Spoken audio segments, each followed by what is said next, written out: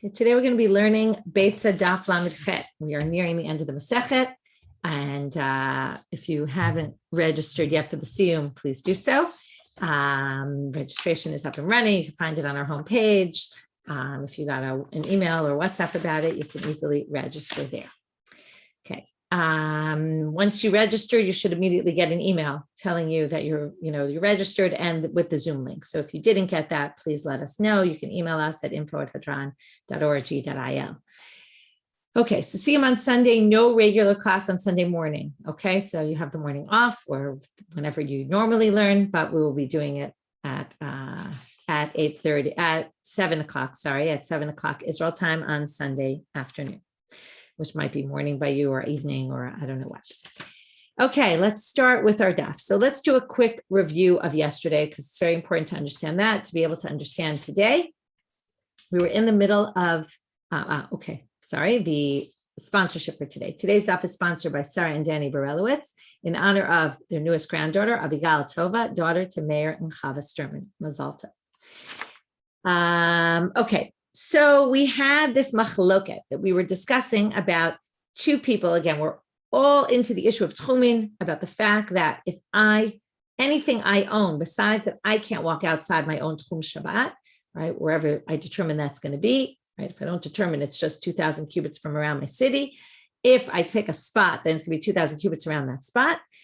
Whatever I own goes with me. Okay, my possessions are all with me, so they can only go as far as I can go. So now we were talking about joint ownership or things that are somewhat like that. So we discussed this issue of two people who bought something together. Do we say that when I take my share and you take your share, that it was as if retroactively when Yantif started, which would be Breira, mine was mine and yours was yours, right? We said with the wine, we can do that. With the animal, we can't do that. And therefore, Rav said, if we buy a barrel of wine together and I take half and you take half on Yantif, we split it up, then we're basically going to say, I can take mine wherever I want and you can take yours wherever you want. Shmuel says no, because he holds Ein Breira. You can't go and retroactively say, this was really mine when Yantif started, because it wasn't. Because when Yantif started, it was all shared. And since it was shared, it can only go into the overlapping space where both of us are allowed to be. Rav said, no, Breira, and that's fine. To which they asked him a question, why doesn't it relate to books? I'm not going to get into that right now. Then the Gemara said, okay, so what's the story? Is there Breira? Isn't there Breira? What do we say? So for that answer, they bring Rabbi Yoshaya and Rabbi Yochanan. This Rabbi Yoshaya holds there's Breira, which means that you can take your wine wherever you want once you divided it up on Yantif. And Rabbi Yochanan says, Ein Breira. To which the Gemara said, what do you mean Rabbi Yoshaya holds Breira? We saw that Rabbi Yoshaya, when it comes to Tum and Tara, when it comes to a house, and someone dies in the house, and then we decide we're going to go out through one entrance, that's going to basically make all the other entrances not susceptible to impurity. Came Rabbi Yoshai, and he said, but that's only from the moment you determine I'm going out this window, not before, or this door, not before that, which means he doesn't hold retroactive designation, Breira. If he held Breira, we would say that once I decide I'm going out this way, it means that from the beginning, I must have intended only that one, and therefore anything from the time the person died would be okay. And that's not what Rabbi Yoshai says. So he can't hold Breira. So what do we say? Switch the shitot. It must be Rabbi Yochanan holds Breira. Rabbi Yoshai doesn't, right? We said yesterday, right? It's not very often you remember people associated with something, but you sometimes get confused who says what. To which the Gemara said, okay, well, let's try Rabbi Yochanan. He also doesn't hold Breira. First, they show a case about these two brothers who split up their inheritance. And then we said, when they split their inheritance, it's as if one purchases it from the other. If you hold Breira, right, for laws of Yovel, if you hold with the land is then going to go back to the original owners, it'll all become jointly owned by them both at the Jubilee year. Why is that? If you hold Breira, it's as if when they each take their half, it's as if when the father died, that half was designated to that one and that half was designated to that one. So it shouldn't be that way if you hold Breira. It must be no Breira. If you want to say, well, that's a Torah law, Yovel. For Torah law, maybe he'll be strict and say we don't hold retroactive designation. And we still require what the Torah says to happen just in case. But maybe by rabbinic law, he'll allow Breira. And that's where we got up to yesterday. So now we're going to start with 3 lines from the bottom. Do they really have Breira on a rabbinic level? Vahatane ayo. And as does Rabbi Yochanan hold Breira on a rabbinic level? And this is famous. We've seen this a bunch of times. Didn't Ayo have the following Beitzah about this Mishnah in Eruvin about someone who puts up an Eruv, 2 Eruv Tulmins, and says, depending on what happens, that one will be my Eruv or that one. So here's his bright. Rabbi Yehuda Omer, Ein Adam matne al shay devarim ke'echad. You can't put up a condition, a stipulation on 2 at once. What does that mean? Ela im ba chacham lemizrach, eruvo lemizrach.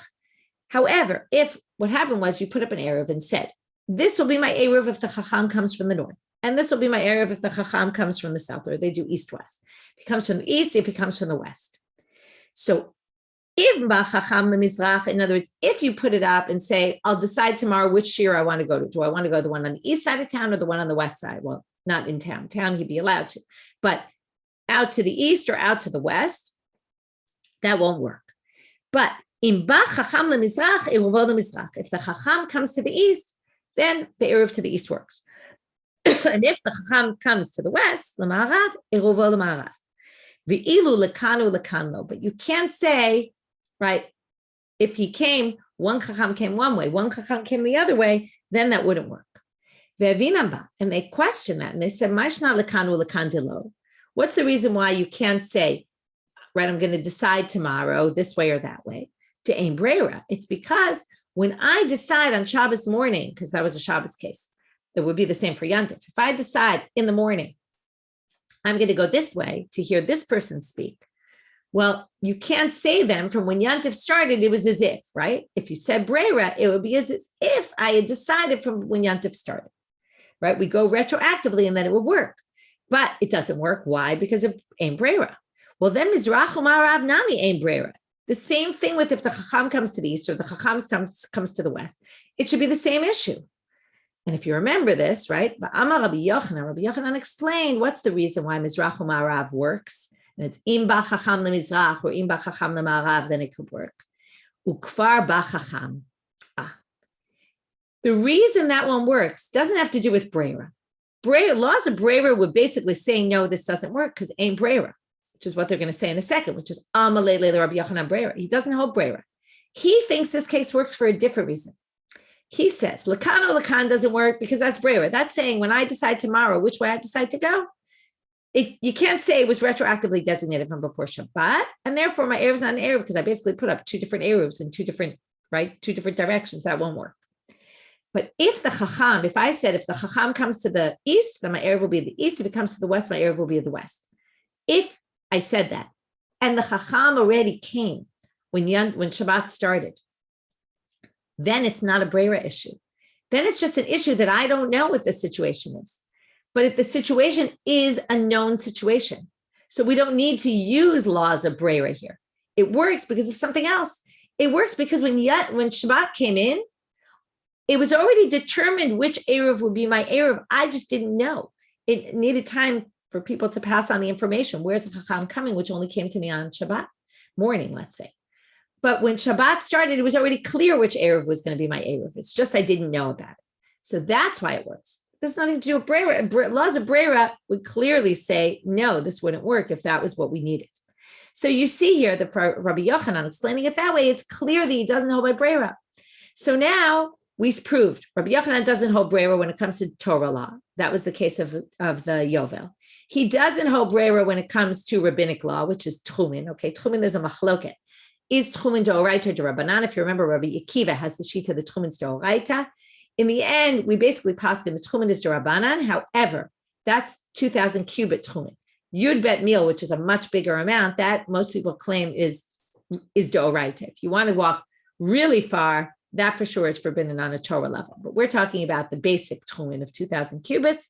So we're going to say here, since it's rabbinic, right? Here you see, even in rabbinic law, he doesn't hold breira, and therefore we're stuck.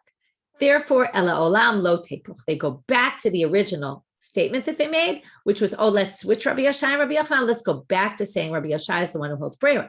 What's the problem? We already showed he doesn't hold breira because he says, right? He said about the Tumantara. It doesn't work breira. It's only Mikan Ulaba from here on in, not retroactively. So how do we explain it? Well, let's go back to what we tried to do with Rabbi Yochanan. Now you could say, when Rabbi Yoshaya holds breira, it's only on a Torah level. Aval b'durabanan itle. But he would say that we hold brera when it comes to rabbinic law. And in fact, this is how we hold. Okay, we're going to see, okay, in Darish Marzutra, Halakha ke Rabbi Yoshaya, and this is how we hold that there's brera, not in Deoraitas, but yes, in Durabanans. Okay, because in Doraita, we're going to be more strict and not hold that we can go retroactively.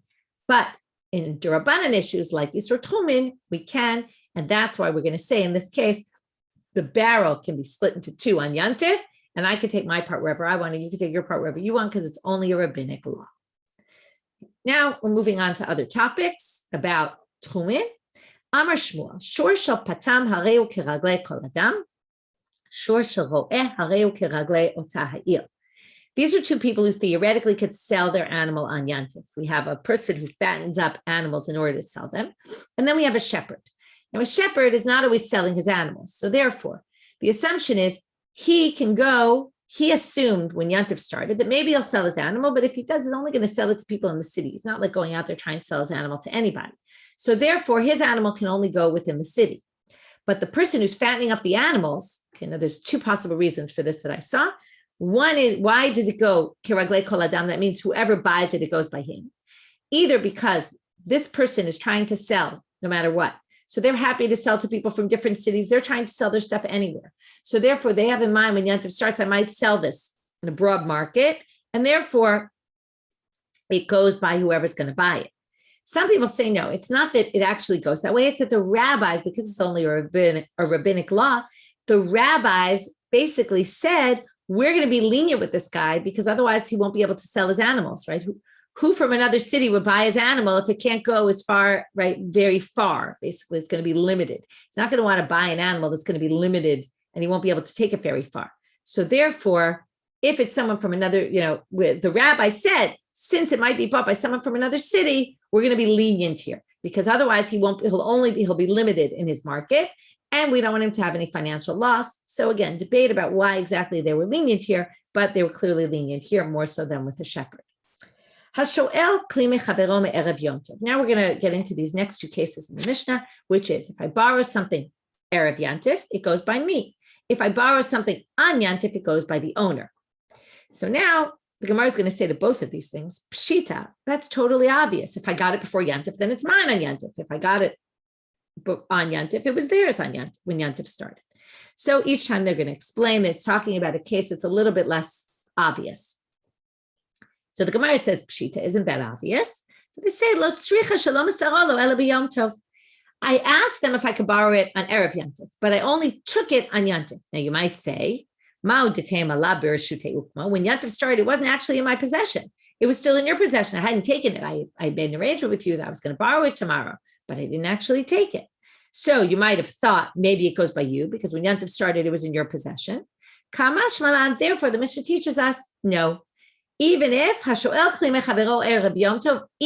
not yet in my possession, it still goes by me, right? Normally we say possession is everything in halacha. If you didn't possess it, it's nothing, right? It's not yours. But here we don't say that.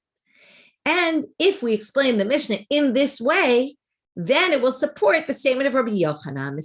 Rabbi Yochanan, he said exactly this.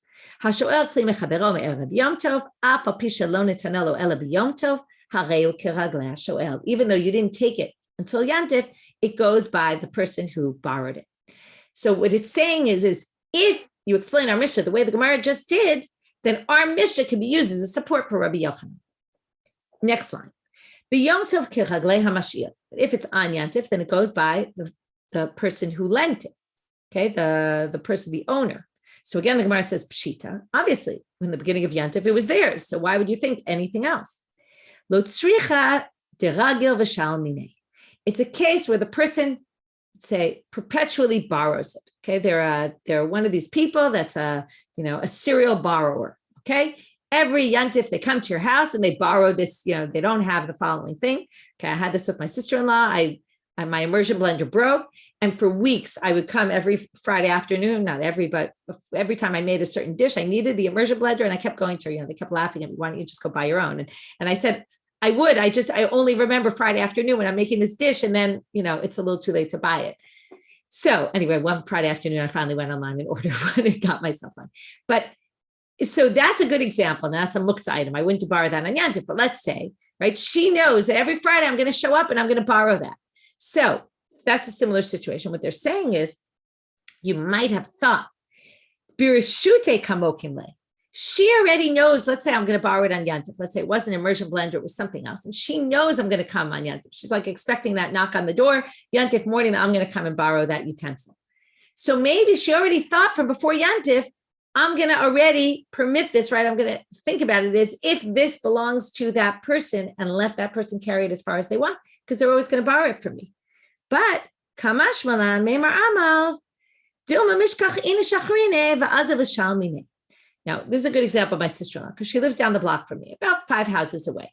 But I have some other really nice neighbors who live next door to me.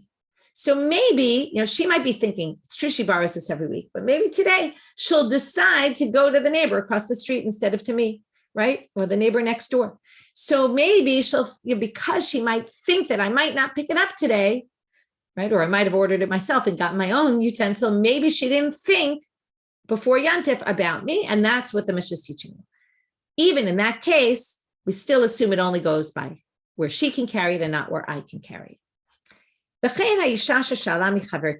Now we're getting to this next case. This is what we're going to be dealing with for now and for the continuation also into tomorrow's daf, which is the last case on the Mishnah. The last case was a woman who borrows ingredients from a friend to make her dough. This also happens with me and my sister-in-law all the time, right? I'm always missing sugar, missing this. I forgot to buy that. So I borrow some ingredients and I make it, right? I borrow it on Yantif. So now I have a mixture made up of some of her ingredients, some of my ingredients. So we said, right, if it's spices, water, salt in my dough, it goes by both of us, only where our tchumen overlap. As opposed to Rabbi Yehuda, which we're only going to deal with tomorrow, which says water doesn't have any substance to it. Water's not significant. The water, take out of the picture. If it's just water, no. Everything else, yes. So now we're going to have a little background to some story. Okay, very interesting story. Ki sleek Rabbi Abba Amal. When Rabbi Abba sleek is Oleh, when he went up to Israel, okay, he went from Babylonia to Israel, he said, he was a little nervous, okay, and worried how they were going to view him and were they going to accept what he said. So he said a little prayer. He said, Yehe Rava de Ema Milta de Titkabel. Okay, may it be that, right, may I be blessed that whatever I say will be accepted. Okay, famous last words. Let's see what happens. Okay, it's almost like a foreshadowing of what is to come. Okay, it's not a happy story. Kislik, Eshkechele Rabbi Yochanan, Rabbi Chanina, Bar Papi, for Rabbi Seir. Those were the 3 rabbis when he gets there. Those are the 3 rabbis he finds, or there's different versions of the story. You could see maybe why there were different versions, because these rabbis don't come out looking so great in the story. Maybe they want to embarrass certain ones and thought it was other ones. Rabbi Abav, Rabbi Shimon ben Pazi, for Rabbi Yitzchak Nafcha. So he sees the following threesome of rabbis, and they're sitting and talking about our halacha and our Mishnah. And when they learn our Mishnah, they ask the following question. We're dealing right now with just the rabbi's opinion. Amai, they said, we don't understand. Why is the water and the salt not considered nullified to the dough? Right? When you think of a dough, what do you think of? Bread. You think of the flour in it. You don't think of maybe even the eggs, if you put eggs in it, or you don't really think about the water and the salt. Okay, even though salt is a pretty important ingredient and water is pretty basic also, but they're really nullified into this bigger mixture of really the flour. Okay, so why isn't it not considered nullified? If it's considered nullified, right, then basically you could carry it wherever you want and not wherever the other person also can go. So Amar Lahu Rabbi Abau. Rabbi Abau takes a stab at answering this question. And he says the following. Now, the commentaries have a lot of difficulty understanding what he says. In fact, they also have difficulty understanding the way Rashi explains it. There's a lot of different explanations here, and it's very hard to understand. I'll just kind of preface it with that. And maybe that's why also the rabbis didn't like his answer, because they didn't understand what he was talking about as well. It's possible. So we're going to see, they're going to immediately, I'll already tell you, they're going to laugh at him when he says this. They don't even respond to him. They just laugh at him. Okay, which is like the worst of all, right? If they at least said you're wrong, that's one thing. But to laugh at him and not even explain themselves, that's the most humiliating of all. Before we even read this, okay, there's something very interesting, which I have to give credit to my husband. he suggested yesterday, we were talking about it, he suggested that it's a great insight. It's obvious once you hear it, which is what's the case that they're discussing? Something getting nullified into a bigger substance, right? We're talking about you take something from somewhere else and you put it in your mixture and, right, they say, oh, it looks like it should be nullified, even though the halacha is like it's not. And what's Rabbi Abba doing? He comes from this faraway place and he's coming into Israel and he's worried about getting absorbed and lost and, maybe mistreated, right? But the idea here, the concept of what they're discussing exactly matches the situation, which is here comes this outsider from somewhere else. And the question is, right, is he going to get swallowed up? Is he going to have his own, people will accept his words and say, oh, this is someone of import. We all know how difficult it is to go to a new place. And will he just be batel into their society? So it's I think there's a reason why they're asking this question. There's something underlying this whole sugya. So thank you to my husband for highlighting it. I think it's a great concept. Okay, so now Rabbi Abahu says like this. If I have a kav, that's a measurement, a volume measurement of chitim, and you have 10 kabin, and mine falls into yours. Yochal halav echade, are you going to just eat my share and just smile and say, oh, great, look, I won out because yours fell into mine and therefore it's batel? You wouldn't say that. Now, why wouldn't you say that? What's so obvious to him that clearly laws of beetle don't apply? So the commentaries have two tracks of what they think he was trying to say. One is to say that there's this concept, we've seen this before in laws of nullification, that min b'mino is not batel. Two things that are the same type don't get nullified one into the other. When generally we talk about nullification, milk into meat, right? Those are two different things. Here we have meat, here we have wheat and wheat. So they're the same. So they're not going to be nullified. And therefore, now here comes the tricky part. We're going to say the water and the salt are the same type. Why they're the same type, I'm not really sure. Maybe just because they make a dough together and they belong there. It's a little, again, I told you, it's not perfect what he says, and it's not clear cut, but he's trying to make a connection and saying our case is also min b'mino. However, there's a better explanation in my mind that I saw, which is that there's an ownership issue. I own one kav. You own 10 kabin. If mine falls into yours, I'm not going to just say, oh, it's yours, take it because it fell in, laws of nullification. This laws of nullification, and we're going to see this at the end of the sugya also, are for isser v'heter. They're not for ownership, right? If I own it, I own it. So I'll say, give me back a kav of chitim. Okay. So likewise, if I borrowed from you, those are yours and mine are mine. Now, assuming I'm going to have to return the value of them to you, right? So it's weird because I borrowed them in a way that I'm going to use them. But the idea is that there were ownership issues to it. It was owned by you, at least before I borrowed it at the beginning of Yantiv. So there's ownership issues associated with it. And therefore it goes by the owner and not, this isn't laws of nullification don't apply. Okay. So again, it's unclear exactly why he says this, but he makes this claim. So achichu aleh, they laugh at him. That's it. Just laugh at him. Amar, right, which is exactly the other thing about the story is, this is sometimes when you come into a situation and you're nervous about it, sometimes it's a self-fulfilling prophecy, right? What you're worried about is actually going to happen. So Amar Lahu, he says to them, Gul taichi shakli, what, did I take your clothing I took off your clothing or something, or I stole your clothing that you're laughing at me? I don't know exactly why that's what he says. But anyway, asked that. I see someone asked about nitarevlo. Nitarevlo doesn't mean he borrowed. It means it got mixed up. My wheat fell into your wheat. Right? That's classic laws of nullification. Is it nullified or not? Something falls into something else. It's not the same case. That's why also the comparison isn't exactly clear. But that's not the issue that's not clear. That's the same still, because it's something of mine mixed into something of yours, which is exactly the same. When I borrowed your sugar or your water or your salt, it got mixed into my dough. It's again, right? It doesn't matter whether it was borrowed or not. So hadr achichu aleh, when he says to them, did I take your clothing and that's why you're mocking me? They just continue to laugh at him. Very humiliating. Okay, that's really the end of the scene of Rabbi Abba. Okay, end of scene, but there's more behind the scenes, which is Amar Rav Oshaya. Rav Oshaya now comes and tries to say, he had a good point. I don't know why. Opposite. He says basically they were right for laughing at him, and I'm going to explain to you why they were right. So now, whether they understood him or not is a separate question. In other words, they're going to go by the fact that they understood, at least Rabbi Abba is saying it was a min b'mino issue. Okay, whether that was his issue or not, it's not clear, but that's how they understood it, and that's why they basically laughed at him. Shapir Avid da'achichu. They were right for laughing at him. Okay, now it's not exactly true they were right for laughing at him. No one should ever laugh at anybody else, but his point was that they were right for thinking he was wrong. What was the reason why he gave this example of chitim and not chitim and se'orim? Okay, he could have given, my barley fell into your wheat. Why do you think he chose that example?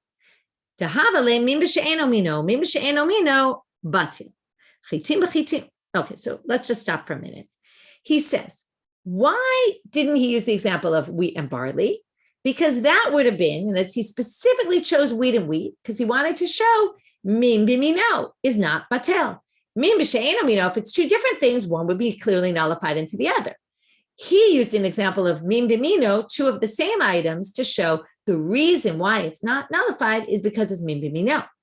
Comes Rabbi Yoshai and he says, if that was his claim, min b'mino lo batil, then, which again was one of the explanations we gave as to what Rabbi Abba thought. It's possible that wasn't what he thought, but in any case, it's clear that that's what Rav Oshaya thought he was saying. And maybe all the rabbis in Israel thought he was saying that. They say then, chitim b'chitim nami.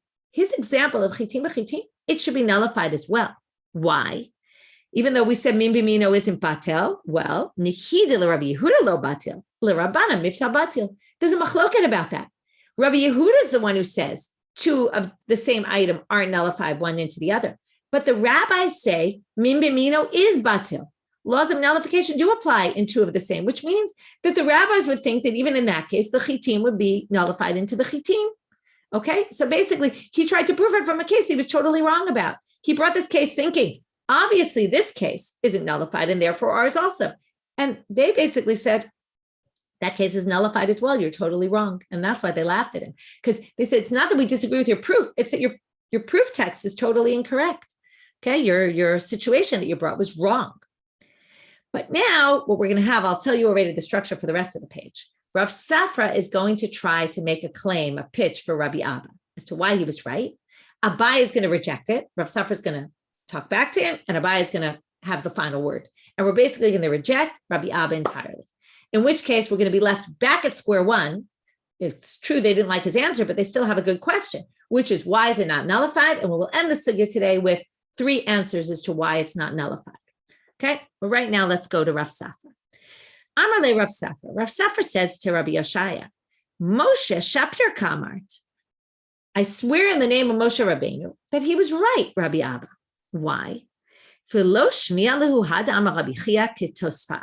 Did you not hear about Rabbi Chia, the Ketosfa'ah, the one who came from Ketosfa'ah, said Mishmei de Rav, in the name of Rav? Haborer tzrorot migrano shel chavero chayav l'shalem lo dmei chitim. Another situation.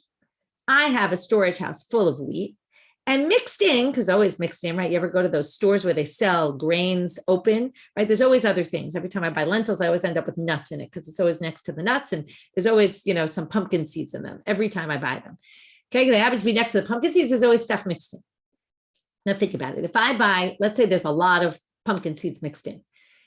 What price do I pay for those lentils with pumpkin seeds? I pay the price of lentils. I don't pay the price of lentils of plus the amount of how much weight of pumpkin seeds was in there.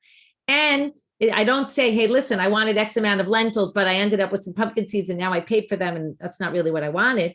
Nobody goes back because that's just the nature of going to a store like that. You're going to end up with other things mixed in.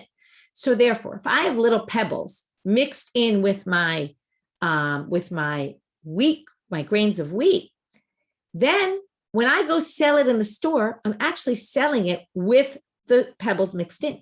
So if you come into my storage house and you take out pebbles, you're basically causing me a financial loss because I will sell those pebbles for the price of wheat. So therefore, he says, Rabbi Chia Tosfa'ah says, if I take boer tzorot from the goren, from the granary of my friend, I have to replace them not with the value of the pebbles. I have to replace them with the weight of the pebbles or the volume of the pebbles, however it's sold, in the price by the price of wheat because I've caused him a loss. Now, Alma, what do you see from here? What does this have to do with it? What would you think? You would think that the pebbles would be nullified into the mixture of the grain because, right, I wanted the wheat. Pebbles are certainly not wheat. They're just nullified, right? When you think about it, when you buy lentils, sometimes there's pebbles mixed in, right? You would say those are nullified. I bought lentils. I didn't buy lentils with pebbles in them. So they say, Alma kiyala chasre, hachanami kiyala chasre. They say there he reduced, by taking those shorot out, he reduced the measure. That's why they're not nullified, because they have measure, weight to them, volume to them. Likewise, this water and salt that I'm putting in the dough has volume, right? I wouldn't have a dough without it, right? It adds a lot to it, right? If I just use flour, it'll be X amount. First of all, it won't even really be a dough. So this adds something to the dough. That's why it's not nullified. It has significance, right? Anytime something has significance, it's not nullified. So it's just like those shorot. So Amar Abaye says, I'm not sure what you're talking about here, why you're comparing these two cases. These two cases aren't the same. Abaye says, the case of the pebbles is a case where you take pebbles out of my wheat. I'm going to go claim that you caused me a financial loss and I can take you to court and get them back. That's why they're not nullified. But the case of the dough, there's no claim on me. You don't have tovim. You don't say, oh, if you say this is nullified, I'm going to lose, someone can come and claim, oh, I want my money back, right? First of all, it's not relevant because there's no issue of tovim here. No one's trying to claim money from anyone else. And the only claim there potentially is the person says that, I'm supposed to get my food, my ingredients back, but you're going to get that back in any case. Even if you say it's nullified into this mixture, you're going to get it back in any case. And some of the commentaries say also, it's yantif. You can't get it back. No one can be tovea on yantif, and we're talking about on yantif. So either which way you look at it, it's not a case sheyesh lo tovim. Anyone can come and have a monetary claim on it. So again, Rav Safra tries to say this case is comparable, and it's the same thing, right? Just like there, it's not nullified here also. To which Abaye says, no, you're comparing apples and oranges. Only, right, in my mamon sheyesh lo tovim will you say the pebble case has nothing to do with our case. So now comes Rav Safra with a retort. He says, Amar le, filit amech, but according to you, hada amar Rav Chisda, when Rav Chisda says, now we have another case. We have nevela meat and shchuta meat, slaughter meat. Nevela meat can make things tameh, okay? When an animal dies, it carries tumah with it. Slaughtered meat does not ever carry tumah with it, right? It won't become tameh. Not for the reasons of nevela anyway, not tumat nevela. So if you have a nevela mixed up with slaughtered meat, okay, you have meat that was from an animal that died mixed up with slaughtered meat. The question is it mitame? We're not talking about is it kosher or not kosher. Is it mitame? Is it going to be batel, right? Do we say this whole mixture now is safek tuma? Or do we say, no, the nevela's nullified into the more, right? We have more slaughtered meat, it will be nullified. So he says, nevela bitela b'shchuta. It is nullified into the shchuta. Why? Lefisha iafshar l'shchuta sheteaseh nevela. The slaughtered meat can never become tumat nevela. So because of that, laws of Rov apply, and it's nullified. Shchuta ena bitela b'nevela. But if you have slaughtered meat, it will not be nullified, mixed up. You have one piece of meat that's slaughtered, mixed up in a pile of nevela meat. There, it's not nullified. What's the significance? It's not nullified. If it's nullified, we're going to say it's 100% tameh, this meat mixture, because it's nullified to the nevela. Nevela is metame, can cause it, pass on impurities. If the shchuta falls into the nevela, it's not nullified. We'll see why in a minute. But because it's not nullified, what does that mean? That means that this whole mixture now of this whole pile of a bunch of different pieces of meat is only mitame out of safek, out of a doubt. Maybe it's tameh. We don't really know because there is one piece there that's slaughtered. Therefore, it's not tameh. What's the reason it's not nullified? Lefisha efshar lenevela sheteaseh shchuta. A nevela could eventually become pure. How so? Once it rots and it's ruined, it no longer has the tumah aspect, leaves it. It's only tameh, so it's only mitame as long as it's edible. Once it's no longer edible, it's not. So since the nevela could become like a shchuta, we're going to be more lenient. That's not the important point. So now, what do we see though? Nevela bitela b'shchuta. Now, what did Abaye say? Abaye said, when there's tovim, it won't be nullified. When there's no tovim, it will be nullified, right? When nobody's claiming, then it could be nullified, right? And that was all to prove, again, we don't understand why it's not nullified, the water and the salt into the dough. So he says, so what's the proof from here that Rav Safra is trying to say? Hachinami dechi le baalim lo betela, right? Also, this doesn't distinguish between yesh baalim, ein baalim, and it seems like even if ein lo baalim, even if yesh la baalim, it's still not nullified. Okay, so the chitema hachanami, the chatanya, and if you're going to say even if eat le baalim, right? 1 second. If the shchuta taseh nevela, sorry, 1 second. Nevela is betela b'shchuta, and right, the nevela is betela b'shchuta. Now, are you going to say the nevela is only betela b'shchuta in the case where it doesn't have owners, but if it has owners, it's not going to be nullified? Right? What did we say? The nevela does get nullified. Is that only if it has no owner? But if it has an owner, it will be nullified. And if you want to say that, and that's, the point is, Rav Chisda didn't make that distinction. If Abaye is making that distinction, then this source should have made that distinction. And if you want to say that maybe he was only talking about a shchuta and a nevela that don't have owners, and that's why it'll be nullified, then Hatanya, we're going to have a problem because it says in a Beitzah, Amar Rabbi Yochanan ben Nuri, Cheftzei hefker konim shvita. Even now, he's going to say, if your whole claim, let's say you claim, okay, number one, I think this nevela shchuta proves it because it doesn't start distinguishing between whether you own it or whether you don't, whether it has an owner or it doesn't have an owner. So, number one, I don't think that's an issue from there. Number two, we have this source that says, a Tanaitic source that says, Cheftzei hefker konim shvita. Now, cheftzei hefker is ownerless. That means an ownerless item. Until now, we've been talking about items owned by people. Items owned by people go by that person. What if it's ownerless? It goes by wherever it is when Shabbat starts or Yantif starts, right? That item can be taken within 2,000 cubits of that, wherever it is. So now, what do you see here?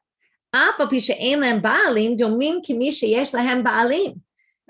item doesn't have an owner, and yet it's considered as if it has an owner, which again shows that ownership is not what's at stake here, okay? And therefore he disagrees with Abaye.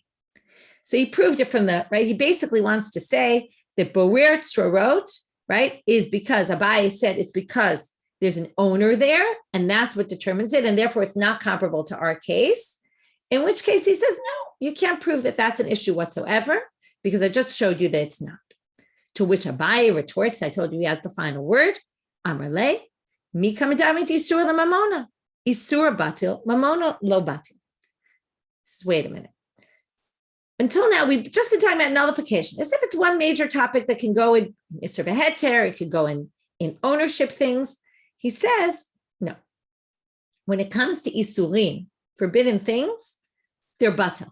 When it comes to ownership, you can't nullify things. So when you brought that case in the beginning of the kav chitim and the kav this and the Tzror road and all that, that is totally different from our case. Why? Those cases were a matter of, can I claim my item back? Or, right, there's an owner to be spoken about. It's ownership issue. But our issue, even though it does stem from ownership, it's an Isser v'heter issue. It's an issue, can I take it outside the tchum or not? When it comes to Isser v'heter issues, things are nullified. When it comes to ownership, right, people don't just easily give up on things they own. We all know that, right? People are very careful about their stuff and what's magia lehem, what they deserve, this is mine. But when it comes to Isser v'heter, there we have nullification. So therefore comes Abaye and says, this case is Isser v'heter. This is, can you carry it outside the tchum or not? Whose tchum can you carry it? For that, it should be nullified to the bigger dough, okay? And therefore, it should be nullified and should be permitted to go wherever I go and nothing having to do with its original owner. So we end with Abaye in basically knocking out this opinion. So now the question becomes, okay, so if that's the case, then the rabbis in Israel had a really good question, which is, why is it not nullified? So comes the Gemara and asks, V'tam amai. So what is in fact the reason? And as I said, we're going to have three reasons. Abaye amal gzera shema te'aseh isa b'shutafut. if I borrowed your ingredients and made a dough out of it, and I can take it wherever I can go and I ignore your part in it, then we're worried that if we go together if I say, listen, I'll make you challahs for this week, and I bake them with, part of like we buy the ingredients together, and let's say I make them, okay, because I think that would be the most reason to get confused here. I bake them, but they're joint owned by you and me, then you might think it goes by me, just like it did in this case. So in order to avoid that kind of thing from happening, which, by the way, we always say they don't make a gzeira unless it's common. This would show that this kind of thing was very common. Therefore, they made a gzeira here. Rava Amal, answer number 2, tavlin l'ta'amei avide, v'ta'ama lo batil. Why do you put spices in things? To give it flavor. And flavor is never nullified, right? That's the whole thing of shishim. Why is batil b'shishim? Because it's shishim, we assume it doesn't, right? 1 in 60. Because when you have 1 in 60, we assume it doesn't give flavor. More than that, we think it gives taste to it. If it gives taste, it's never nullified. That's clear in laws of Isser v'Heter. We'll get to this in Chulin. So now there's a bit of a problem with this answer because it sounds like he's only talking about the tavlin, and we were talking about the mayim and the melach, right? There were 3 things, and we've been focusing mainly on the water and the salt, which are more likely to be nullified. So some people say the Rav is actually not disagreeing with Abaye. He's just focusing in on the tavlin aspect, just that one, not the others. But Tosfot says, no, he's clearly talking about everything. If you look at the very end of Tosfot on this page, he says, V'hu adin k'tera, v'rava, okay, second to last line in Tosfot. V'rava shani k'tera, v'hu adin isa. He wasn't just talking about a pot, of cooking things with spices, but even a dough. De melach yayiv tama bisa, because the salt also gives taste to it. Umayim chashive di ikar isa nasa mimayim. The majority of the dough is made up of water, so it has importance to it. So his answer of giving taste really applies to all 3 of them, according to Tosfot. So it's a machlok at Rashi Tosfot how to understand it. And the third one, Rav Ashi Amal, we'll just finish it because it's just continuing this. We'll start tomorrow after this. Rav Ashi Amar mishum dehave davar sheyesh lo metirin, v'chol davar sheyesh lo metirin afilu be'elef lo batil. Third answer. This is something that today is forbidden to take outside of our overlapping tchumim. But tomorrow, it's not yantif. I could take it wherever I want.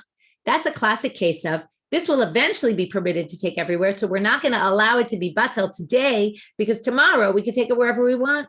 Okay, it's interesting because this doesn't address the fact that you're doing this for food on yantif and you need it for today. Maybe that's why not everybody agrees with him. And only he gives this answer, but he basically says this falls into the category of davar sheyesh lo metirin, in which case it's not batel even 1,000 times, right? There's no dinei bitul at all, and that's why it's not nullified. So we have 3 answers. Again, we had this interesting story about Rabbi Abba, who maybe put himself into a bad situation, and kind of predicted what was going to happen before, and what happened, in fact, happened. And again, that connection of this question, right, where they had, and maybe you would say it like this, they had such trouble understanding. In the end, we come up with answers. Notice it's the Babylonians who have answers, we don't have answers from the side of the Israel team. Maybe they had trouble. They weren't good at accepting outsiders, and therefore they had trouble and just felt like always, someone comes into a crowd, they're nobodies, right? And maybe that's what's going on here. Maybe it's a bit of a critique. Often the Bavli gives critique on Eretz Yisrael, and maybe it's a critique. So I see, Shoshana, you're asking, it's a good question. Is the story in the Yerushalmi? I have no idea. I didn't look. I don't know. So I can challenge you to look up there and see if it's found in the Yerushalmi. Often there are some stories that repeat themselves with a bit of a different twist because each Talmud tries to do with it what it does. I don't know that the story necessarily appears. I think it's unlikely, but maybe it does. So tough to know. Have a Shabbat Shalom, everyone, and we will meet up next at the Siyum. So tomorrow's daf you can listen to on your own, and at the Siyum we will meet up and finish the last daf together. Have a great day, everyone.